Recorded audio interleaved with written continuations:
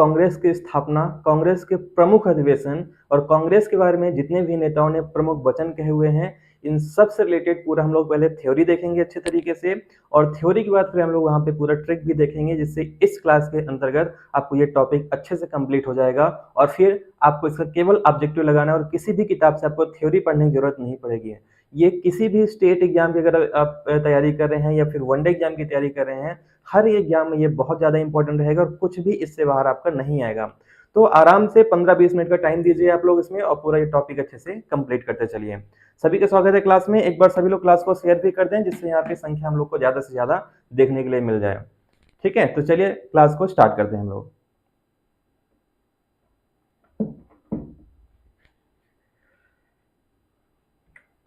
देखिए, सबसे पहले अगर हम बात करें कि कांग्रेस की स्थापना कब हुई है, सबसे पहले क्वेश्चन यही पूछा जाता है कि कांग्रेस की स्थापना कब की गई। तो कांग्रेस की जो स्थापना होती है 28 दिसंबर 1885 की होती है। 28 दिसंबर 1885 को कांग्रेस की स्थापना होती है। और यहाँ पे जो कांग्रेस की स्थापना होती है, ये किसने किया था? तो ये किया था A.O. ह्यूम ने, है ना। पूरा ध्यान से पढ़ते चलिएगा और जहां पे समझ में नहीं आएगा तो आप लोग इसमें कमेंट भी करते चलेंगे। तो A.O. ह्यूम ने 28 दिसंबर 1885 में कांग्रेस की क्या किया था? स्थापना किया था। ये आपको ध्यान रखना है। इसके अलावा ये कहां पे स्थापना किया गया था? तो मुंबई के गोकुलदास तेजपाल संस्कृत विद्यालय में यहाँ पे इसकी स्थापना की गई थी। एक्चुअल में यहाँ पे जो है पहले इसका स्थापना नहीं होने वाला था। पहला एक इसका जो अधिवेशन होने वाला था पुणे में होने वाला था, जो यहाँ पे स्लाइड में लिखा भी हुआ है। ठीक है, तो पुणे में जो होने वाला था, लेकिन पुणे में क्या हो जाता है, हैजा फैल जाता है, अकाल भी वहां पे आ जाता है, जिसकी वजह से पुणे के स्थान परिवर्तित करके कहां पे कर दिया जाता है? बंबई में। और वहां पे कांग्रेस का पहला अधिवेशन भी होता है और कांग्रेस की वहां पे स्थापना भी हो जाती है। तो ये पॉइंट आपको ध्यान रखना है। स्थापना कहाँ हुई है? बॉम्बे में। ठीक है, 28 दिसंबर 1885 को हुई है। किसने किया है? A.O. ह्यूम ने किया हुआ है। ठीक है, और इसमें आपको ध्यान रखना है कि यहाँ पे जब स्थापना हुई थी उस समय पे सुरेंद्र नाथ बनर्जी, जो आपके नरम दल से संबंधित हैं, वो यहाँ पे अवेलेबल नहीं थे, क्योंकि उस समय पे ये इंडियन एसोसिएशन के दूसरे नेशनल कॉन्फ्रेंस की क्या करे थे? अध्यक्षता करे थे। इस वजह से वहां पे अवेलेबल नहीं हो पाए थे। चलिए नेक्स्ट पॉइंट पे आते हैं। इस पे तो यहाँ पे अगर बात करें तो कांग्रेस की स्थापना के बारे में बहुत अलग अलग विचार दिए जाते हैं कि कांग्रेस की स्थापना क्यों हुई थी। क्योंकि अगर हम पहले इतिहास में जाएं तो हम लोग 1857 की क्रांति देखे थे, है ना, उड़ीसा का विद्रोह हमने देखे हुए थे। तो जितने भी विद्रोह हुए थे वहां पे क्रांति का जो स्तर था वो स्थानीय रूप से था। स्थानीय रूप मतलब कि लोकल एरिया वहां पे था, बहुत व्यापक उसका प्रचार नहीं हो पाया था, ना ही आसपास के देशी रियासतों ने उसका क्या किया था? समर्थन किया था। तो यहाँ पे भारतीयों की तरफ से कांग्रेस की स्थापना इसलिए की गई थी कि जितने भी हमारी मांगे हैं, चाहे वो किसानों की मांगे हैं, चाहे जमींदारों के हो या फिर नॉर्मल जनता की मांगे हो, उन मांगों के लिए एक मंच प्रदान किया जाए कि यहाँ पे आप अपनी मांगे रखिए और उन मांगों को कहाँ दिया जाएगा? अंग्रेजों को बताया जाएगा और अंग्रेज जितना पॉसिबल हो पाएगा उसका समाधान करेंगे। उसी तरीके से अगर अंग्रेज के दृष्टिकोण से देखें तो कांग्रेस की स्थापना इसलिए की गई थी क्योंकि जो जनता के मन में भाव उत्पन्न हो रहे हैं कि आखिर ये अंग्रेजों के बारे में क्या सोच रहे हैं, क्या इनके प्लानिंग है, अगर हमें ये कांग्रेस के माध्यम से पता चल जाए तो उसके हिसाब से हम आगे प्लानिंग कर पाए। तो यहाँ पे अगर हम बात करें तो भारतीय राष्ट्रीय कांग्रेस के सदस्यों ने कांग्रेस का प्रयोग तड़ित चालक के रूप में किया था, जिसमें सरकारी दमन को रोका जा सके, इसलिए ये भारतीयों का पक्ष था। ठीक है, वहीं अंग्रेजों की तरफ से जो था आपका ये सेफ्टी वॉल का सिद्धांत यहाँ पे दिया गया था। तो ये आपको ध्यान रखना है कि सेफ्टी वॉल का सिद्धांत किसके लिए दिया जाता है? तो कांग्रेस की स्थापना से संबंधित ये सिद्धांत है। फिर ये सेकंड पॉइंट आपको ध्यान रखना है कि विलियम वेडरबर्न ने A.O. ह्यूम की जीवनी लिखी थी। तो A.O. ह्यूम की जो जीवनी लिखा था, किसने लिखा था? विलियम वेडरबर्न ने लिखा हुआ था। ये भी फैक्ट आपको ध्यान रखना है। इस पे कांग्रेस के प्रथम अधिवेशन में कुल कितने सदस्यों ने भाग लिया था? तो 72 सदस्यों ने इसमें भाग लिया हुआ था। और लाला लाजपत राय ने क्या दिया था? सेफ्टी वॉल, यानी वही है सुरक्षा जो सिद्धांत है, इसका जो सिद्धांत दिया था किसने दिया था? लाला लाजपत राय ने दिया था। वेरी वेरी इंपॉर्टेंट है, बहुत बार एग्जाम में ये पूछा जाता है। ठीक है, आई थिंक यहां तक आप लोगों को क्लियर होगा और कमेंट भी करते चले आप लोग। अब यहां से क्वेश्चन बहुत पूछे जाते हैं कि कांग्रेस के स्थापना के संबंध में किसने कौन से कथन कहे हुए थे, इससे क्वेश्चन बहुत पूछे जाते हैं। तो पहला आपको ध्यान रखना है कि कांग्रेस की स्थापना के समय पे ब्रिटेन के प्रधानमंत्री कौन थे? तो ब्रिटेन के जो प्रधानमंत्री थे ये ग्लैडस्टोन ब्रिटेन के प्रधानमंत्री थे।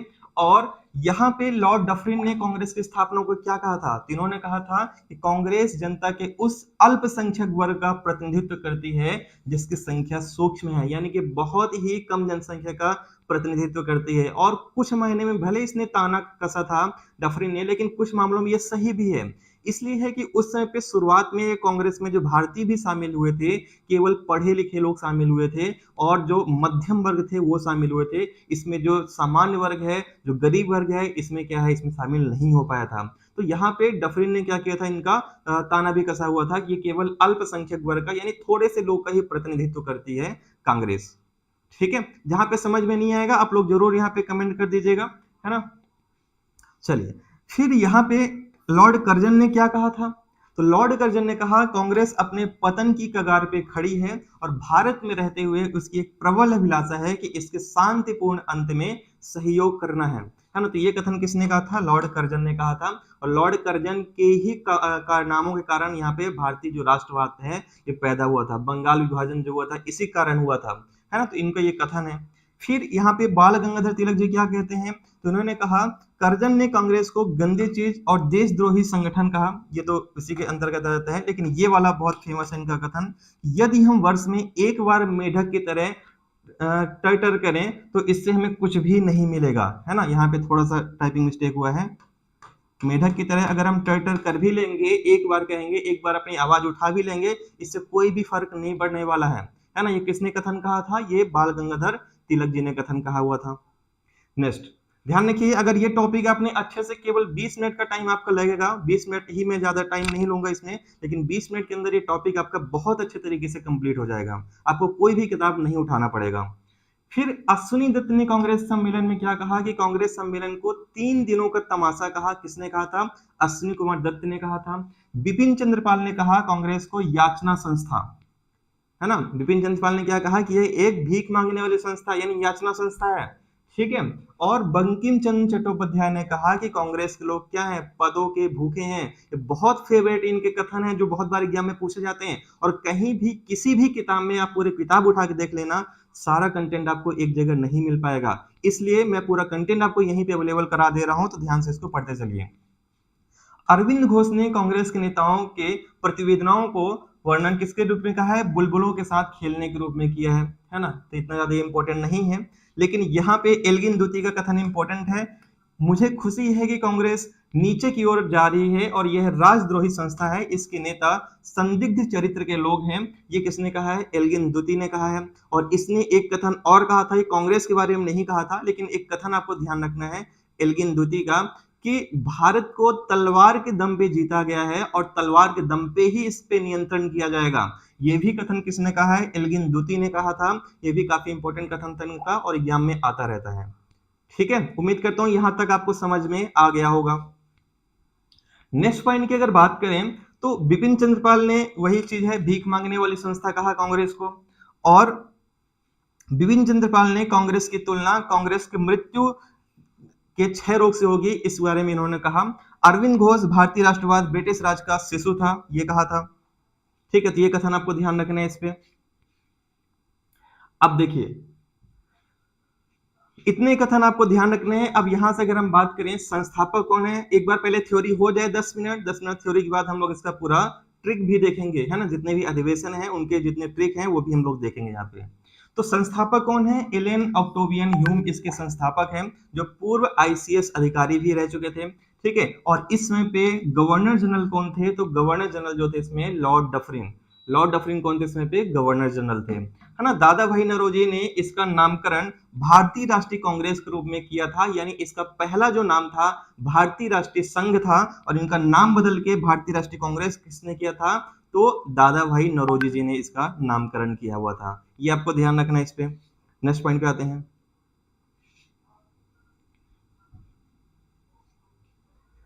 अब कांग्रेस का जो प्रथम अधिवेशन हुआ था इसकी अध्यक्षता किसने किया था? तो आपको ध्यान रखना है, कांग्रेस के प्रथम अधिवेशन की अध्यक्षता किया था यहाँ पे डब्ल्यूसी बनर्जी, यानी व्योमेश चंद्र बनर्जी जी ने कांग्रेस के प्रथम अधिवेशन की अध्यक्षता किए थे। और प्रथम सचिव कौन थे? तो एओ ह्यूम जो थे ये प्रथम इसके सचिव थे। नेक्स्ट पॉइंट पे आते हैं।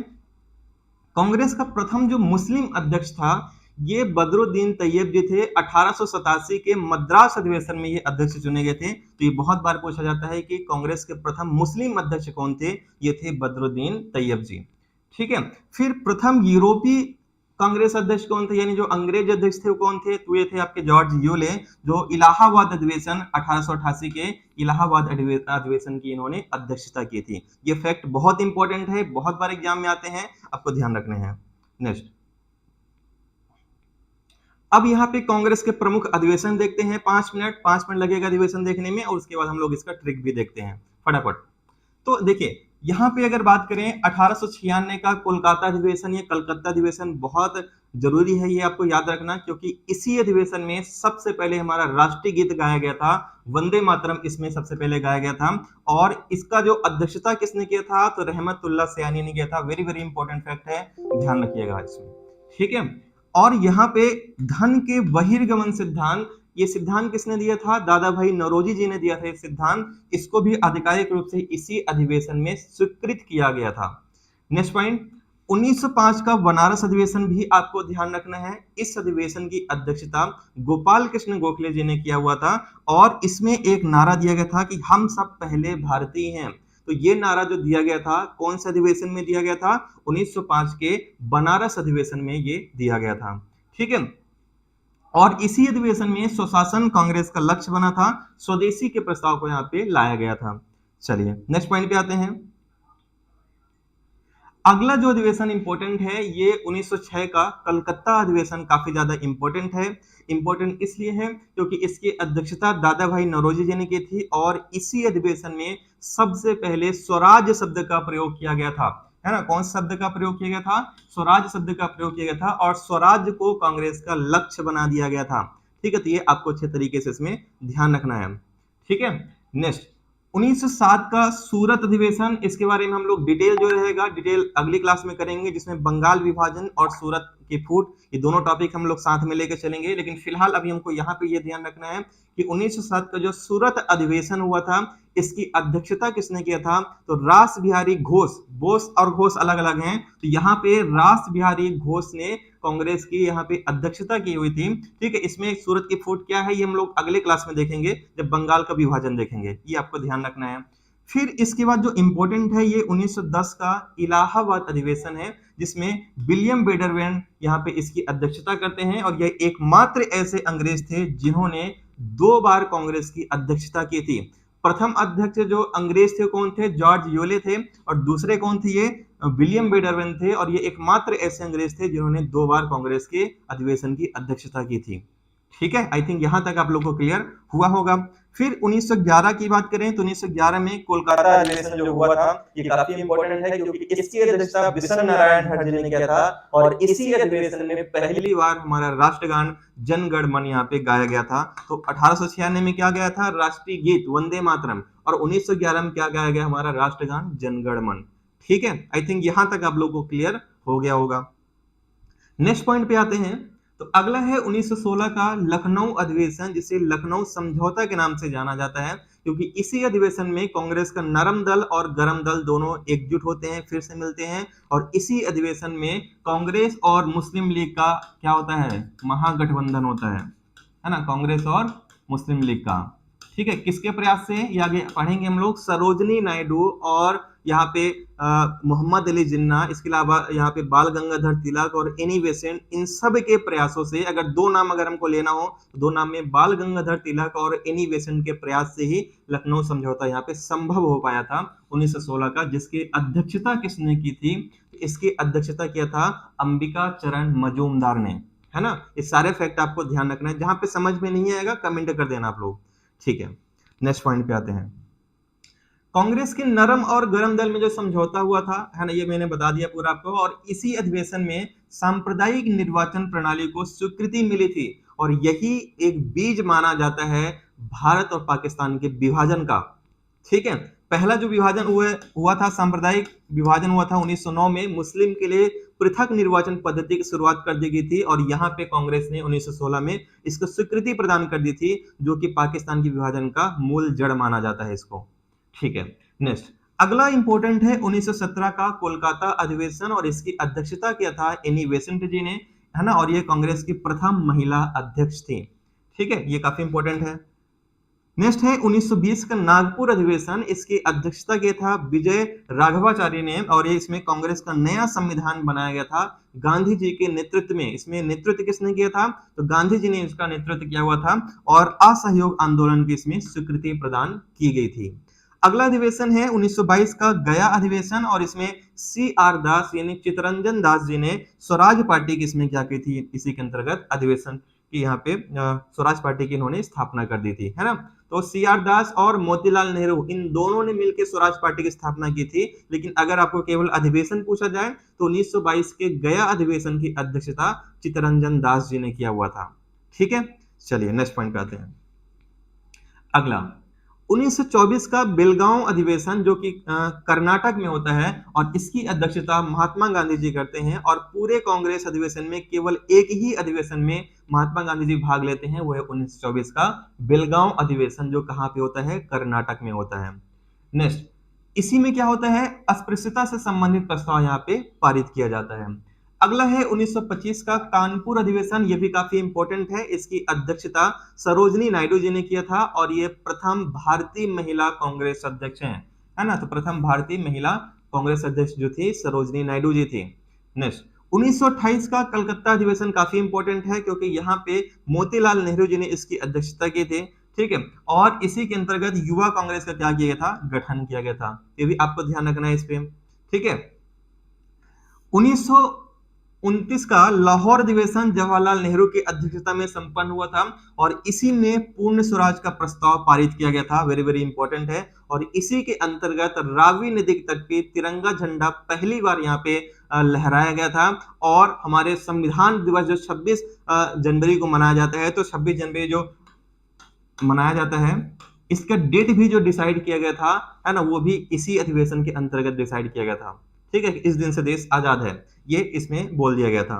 नेक्स्ट है, गुड इवनिंग प्रियंका, 1931 का कराची अधिवेशन। कराची अधिवेशन काफी इंपॉर्टेंट है, क्योंकि ये वही टाइम है जब 23 मार्च, है ना, 23 मार्च 1931 को यहाँ पे भगत सिंह, सुखदेव, राजगुरु को फांसी की सजा दी जाती है, और उसके बाद यहाँ पे कराची अधिवेशन होता है, जिसकी अध्यक्षता कौन करते हैं, सरदार वल्लभ भाई पटेल, और इसको ज्वाइन करने के लिए पहुंचते हैं वहां पे महात्मा गांधी जी, और उनको यहाँ पे काले झंडे दिखाए जाते हैं, काला गुलाब भी इनको दिया जाता है विरोध के प्रतीक के रूप में। ये इंपॉर्टेंट है। लेकिन इसके अलावा जो इंपॉर्टेंट है, और क्या इंपॉर्टेंट है, कि इसके अंतर्गत गांधी इरविन समझौता को मान्यता प्रदान किया गया था। इसी के अंतर्गत मौलिक अधिकार का प्रस्ताव दिया गया था, और राष्ट्रीय आर्थिक कार्यक्रम की स्वीकृति भी इसी के अंतर्गत दिया गया था। नेक्स्ट, अगला है 1934 का मुंबई अधिवेशन, जिसकी अध्यक्षता डॉक्टर राजेंद्र प्रसाद जी ने किया था। इसी में समाजवादी पार्टी की स्थापना की गई थी। और 1936 का लखनऊ अधिवेशन जवाहरलाल नेहरू के अंतर्गत हुआ था। इन्होंने क्या किया था, समाजवाद को कांग्रेस का लक्ष्य घोषित किया गया था। इसके बाद इंपॉर्टेंट है 1937 का फैजपुर अधिवेशन, जो कि महाराष्ट्र में आता है, और ये गांव में आयोजित होने वाला पहला कांग्रेस का अधिवेशन था, 1937 का अधिवेशन। ठीक है, इसके अलावा 1938 का हरिपुरा अधिवेशन काफी इंपॉर्टेंट है, जिसकी अध्यक्षता किसने किया था, सुभाष चंद्र बोस जी ने किया हुआ था, और इसी में राष्ट्रीय योजना समिति का गठन किया गया था, है ना। 1939 में त्रिपुरी अधिवेशन की अध्यक्षता भी सुभाष चंद्र बोस जी ने किया था, लेकिन यहाँ पे गांधी जी से मतभेद होने के कारण उन्होंने अपनी अध्यक्षता का त्याग कर दिया था बीच में ही, और फिर इसके बाद जो अध्यक्ष बने थे डॉक्टर राजेंद्र प्रसाद जी इसके अध्यक्ष बने थे। क्योंकि यहीं पे क्या होता है, डॉक्टर पट्टाभी सीतारमैया को गांधी जी बनाना चाहते थे अध्यक्ष, लेकिन यहाँ पे बहुमत से जीत कौन जाते हैं, सुभाष चंद्र बोस जी जीत जाते हैं, और इसलिए उनको कार्यों को अच्छे से काम नहीं करने दिया जा रहा था। इसलिए सुभाष चंद्र बोस जी यहाँ से परेशान हो जाते हैं। उन्होंने क्या किया, यहाँ पे अपना इस्तीफा दे दिया बीच में ही, और फिर यहाँ पे अध्यक्ष किसको बनाया जाता है, डॉक्टर राजेंद्र प्रसाद जी को बनाया जाता है। नेक्स्ट, अगला है 1940 का रामगढ़ बिहार अधिवेशन, जिसकी अध्यक्षता मौलाना अबुल कलाम आजाद जी करते हैं, और सर्वाधिक समय तक जो कांग्रेस के अध्यक्ष रहते हैं ये भी कौन रहते हैं, मौलाना अबुल कलाम आजाद जी रहते हैं, ये सर्वाधिक समय तक रहते हैं।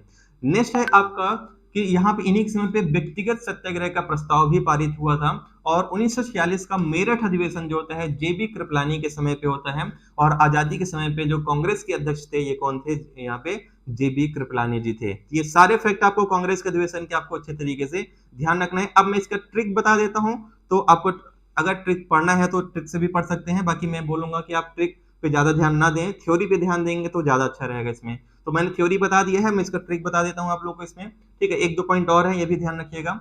प्रथम महिला जिसने कांग्रेस अधिवेशन को संबोधित किया था, ये थे कादम्बिनी गांगुली जी थी। और प्रथम यूरोपीय महिला तथा प्रथम महिला अध्यक्ष जिसने कांग्रेस की अध्यक्षता की थी, ये कौन थी? एनी बेसेंट जी थी, ठीक है। नेक्स्ट, वंदे मातरम थी, मैंने आपको बता दिया कब गाया गया था यहाँ पे पहली बार।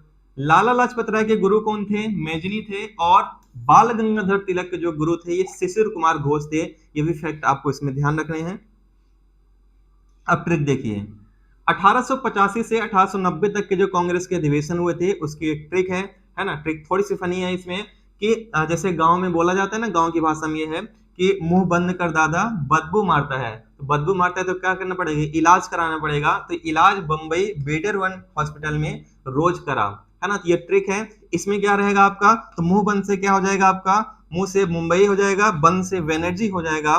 तो ये 1885 का पहला अधिवेशन है। यहाँ पे बनर्जी मतलब व्योमेश चंद्र बनर्जी इसके जो थे, ठीक है। और इसमें क्या होता है? पहला अधिवेशन होता है, इसमें व्योमेश चंद्र बनर्जी पहली अध्यक्षता करते हैं, ठीक है। तो ये वाला ट्रिक हो गया आपका। इसके आगे का जो है आपका करदादा से इसमें आ जाएगा। करदादा में से कर मतलब कलकत्ता अधिवेशन, जो 1886 में हुआ था, जिसकी अध्यक्षता दादा भाई नौरोजी जी ने किया हुआ था। और दादा मतलब दादा भाई नौरोजी, ठीक है। फिर यहाँ पे बदबू मारता है, मतलब बदबू से हो जाएगा बदरुद्दीन तैयब जी, जिन्होंने 1887 के मद्रास अधिवेशन में अध्यक्षता की थी, मुस्लिम थे। मारता मतलब क्या हो जाएगा? मद्रास। तो प्रथम मुस्लिम अध्यक्ष हो जाएंगे। नेक्स्ट है आपका ट्रिक, इलाज क्या हो जाएगा? यहाँ पे इला से इलाहाबाद अधिवेशन हो जाएगा, और जा से हो जाएगा जॉर्ज यूले, जो प्रथम यूरोपीय अध्यक्ष थे 1888 के, ठीक है। फिर यहाँ पे बंबई वेडरबर्न हॉस्पिटल में बंबई से आ जाएगा बंबई अधिवेशन, जो 1889 में आता है। वेडरबर्न मतलब विलियम वेडरबर्न, जिन्होंने एओ ह्यूम की क्या की थी? जीवनी भी लिखी थी, और यहाँ पे उन्होंने इसकी अध्यक्षता की थी कांग्रेस की, ठीक है। हॉस्पिटल में इसका कोई मतलब नहीं है, और व्याख्या तो मैंने आपको बता दिया इसमें। नेक्स्ट, रोज करा से आ जाएगा आपका, रोज से फिरोज शाह मेहता आ जाएगा, आपको ध्यान रखना है। और करा से आ जाएगा कलकत्ता, यानी 1890 का जो छठा कांग्रेस का अधिवेशन हुआ था, इसकी अध्यक्षता किसने किया था? फिरोज शाह मेहता जी ने किया हुआ था। तो ये एक ट्रिक हो गई इसकी, ठीक है। नेक्स्ट, अब यहाँ पे देखें 1891 से 1895 तक के जो कांग्रेस के अधिवेशन हुए थे, इसकी क्या ट्रिक है? तो इसकी ट्रिक है चना बनी दाल, आम बना बापू। तो ये इसकी ट्रिक है। इसमें देखिए चना से हो जाएगा चा से चारलू, ठीक है। और यहां से हो जाएगा ना से नागपुर हो जाएगा, यानी इसमें क्या होता है? 1891 के 7वां अधिवेशन है, नागपुर में हुआ था, जिसकी अध्यक्षता किसने किया था? आनंद चारलू ने। लेकिन इतना ज्यादा इंपॉर्टेंट अधिवेशन ये नहीं है, लेकिन फिर भी मैं करा दे रहा हूं यहाँ पे। फिर बनी से हो जाएगा इसमें आपका बनर्जी, और ई से हो जाएगा इलाहाबाद। 1892 का जो अधिवेशन हुआ था, इसकी अध्यक्षता WC बनर्जी जी ने किया हुआ था। नेक्स्ट है दाल से हो जाएगा दा से दादा भाई नौरोजी, और ला से हो जाएगा लाहौर। 1893 का जो अधिवेशन की अध्यक्षता किया था, ये दादा भाई नौरोजी जी ने किया हुआ था, जो लाहौर में हुआ था। नेक्स्ट, आम से हो जाएगा इसमें आपका अल्फ्रेड वेव, मद्रास अधिवेशन, है ना। मद्रास में इन्होंने क्या की थी? अध्यक्षता किया था इन्होंने। बना से हो जाएगा बा से बनर्जी, पू से पूना। 1895 का जो अधिवेशन है, इसकी अध्यक्षता किसने किया था? बनर्जी जी ने, सुरेंद्र नाथ बनर्जी जी ने किया हुआ था, ठीक है। तो ये ट्रिक है आपका। फिर आपका एक ट्रिक और है, जो 1896 से लेके 1900 तक का है। ये ट्रिक्स पढ़ना चाहे तो पढ़ लें, लेकिन मैं कभी ट्रिक के लिए सजेस्ट नहीं करता हूं। लेकिन बहुत सारे स्टूडेंट बोलते हैं सर आप थ्योरी बस पढ़ाते हो, ट्रिक नहीं पढ़ाते हो। तो उनके लिए है कि मैं ट्रिक पढ़ा दे रहा हूं इसमें। बाकी मैं ट्रिक कभी भी भरोसा नहीं करता हूं, मैं हमेशा थ्योरी पे भरोसा करता हूं, जो मैंने आपको पहले पढ़ा दिया था। लेकिन अगर जिनको आदत है कि ट्रिक से याद करना है, तो उनके लिए फिर मैं ट्रिक भी करा दे रहा हूँ।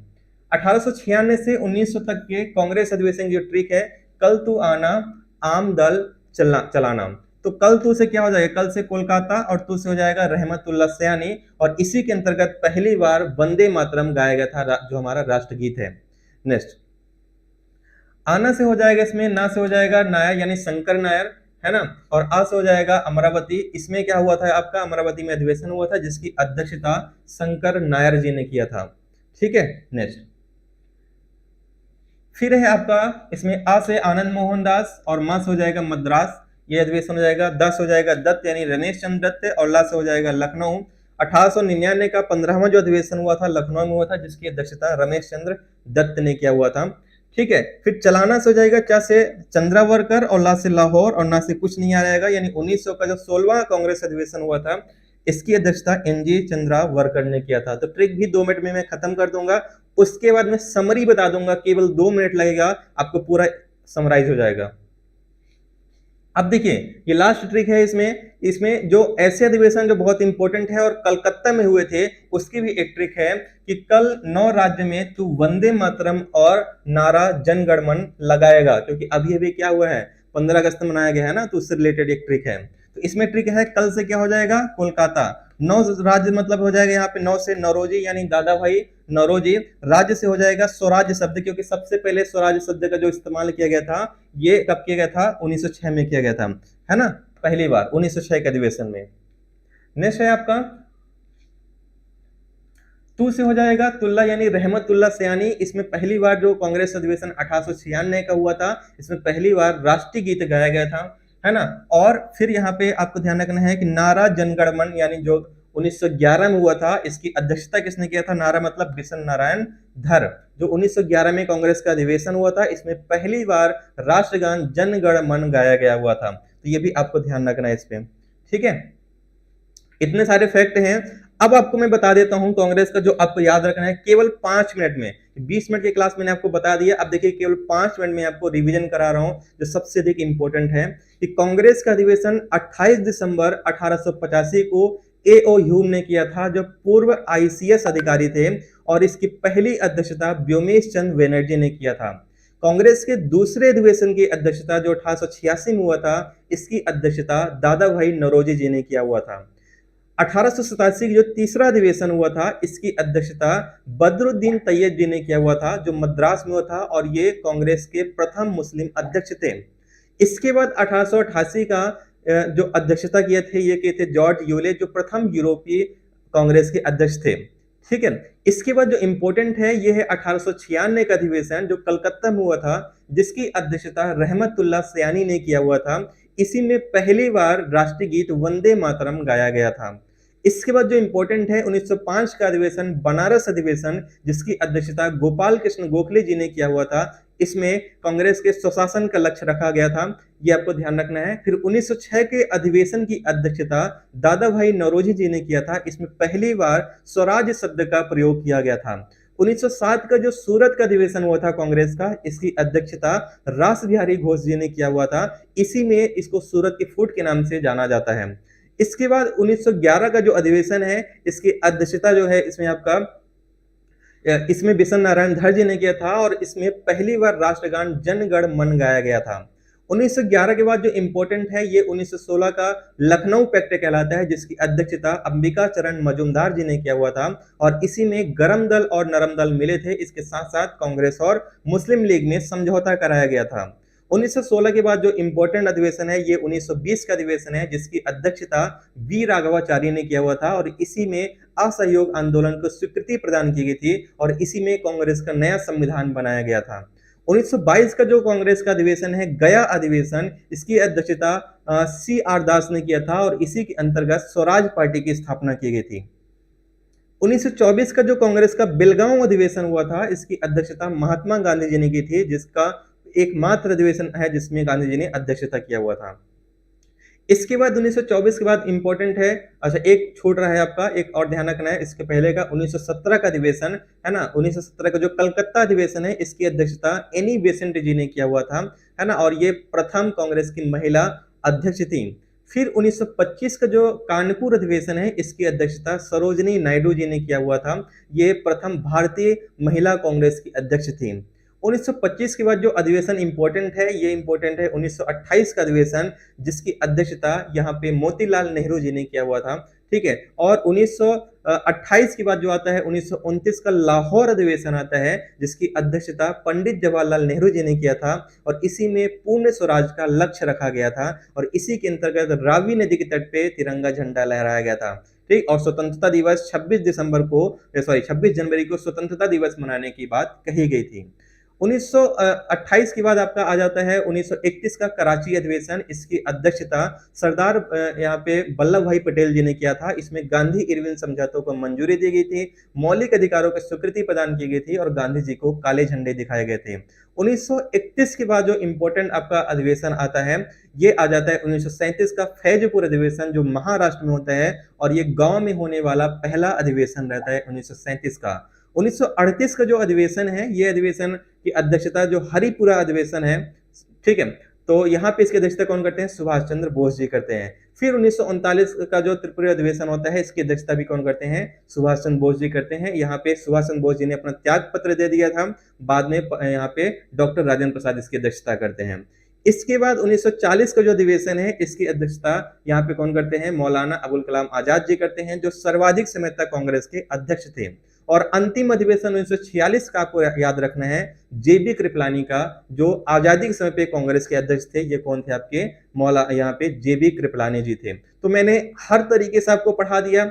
शुरू से जो क्लास देखे होंगे, पहले मैं पूरा थ्योरी पढ़ा दिया, फिर मैंने पूरा ट्रिक बता दिया, फिर मैंने आपको समरी भी 5 मिनट में बता दिया। इसके अलावा आपको कुछ भी यहाँ पे नहीं पढ़ना है कांग्रेस में। अब आपको केवल ऑब्जेक्टिव लगाना है, एक भी किताब नहीं उठाना है, क्योंकि सारी चीजें मैं आपको यहाँ पे रख दिया हूँ। अब एक अंतिम चीज यहाँ पे आप लोग देख लीजिएगा, ये कि कांग्रेस की स्थापना से पहले कुछ संगठन कार्यरत थे। वो संगठन कौन कौन से थे? तो यहाँ पे लैंड होल्डर सोसाइटी जो थी द्वारिकानाथ ठाकुर की थी 1838 में, वो भी सब नहीं पढ़ना है, कुछ मैं बता देता हूँ आपका, ठीक है। फिर यहाँ पे आपको ध्यान रखना है, ईस्ट इंडिया एसोसिएशन दादा भाई नौरोजी का है ना। बॉम्बे प्रेसिडेंसी जो है फिरोज शाह मेहता का, ये आपको ध्यान रखना है। और इसके अलावा आपको ध्यान रखना है इंडियन एसोसिएशन सुरेंद्रनाथ बनर्जी और आनंद मोहन बोस, है ना। भारतीय राष्ट्रीय सम्मेलन सुरेंद्रनाथ बनर्जी, आनंद मोहन बोस। तो ये कुछ आपको ध्यान रखना है इसमें। और आपको केवल इतने ही फैक्ट आपको अच्छे तरीके से देखना था। एक बार जो लेट आए हैं तो शुरू से देख लीजिएगा, पूरी तरीके से मैं इसको समझा दिया हूँ। अगर कोई डाउट आता है कमेंट करिएगा, उसको अगले क्लास में और भी देख लेंगे। बाकी मैं अपनी तरफ से पूरा हर एक चीज आपको यहाँ पे पढ़ा दिया हूँ। तो उम्मीद करता हूँ क्लास आपको पसंद आई होगी। अगर क्लास पसंद आई है तो प्लीज इसको क्लास को शेयर जरूर करिएगा और कमेंट करना मत भूलिएगा। जय हिंद, धन्यवाद।